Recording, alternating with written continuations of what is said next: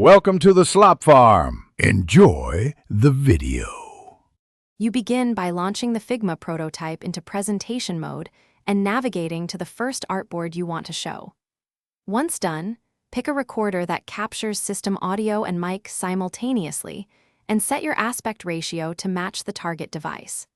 Make sure to mute notifications and set volume levels so clicks and voice are balanced. You should test a 5-10 second sample recording to confirm visual fidelity and audio sync before proceeding to longer takes.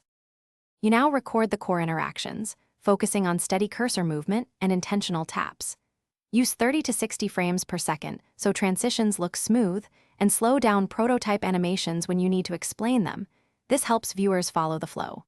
If you narrate, keep sentences short between interactions and pause briefly before major transitions. Make use of your recorder's pause/resume and trim features so you avoid long retakes. This saves time and preserves natural delivery. You finish by exporting the recording at the prototype's native resolution, selecting MP4 or MOV for broad compatibility, and naming the file clearly. Once exported, verify audio sync, watch for dropped frames, and scan for compression artifacts. If you find desync or visual glitches, re-record just the affected segment or export a silent video and add clean audio in post-production to match clicks and narration. One key tip: if recording stutter, lower frame rate slightly. Thanks for watching.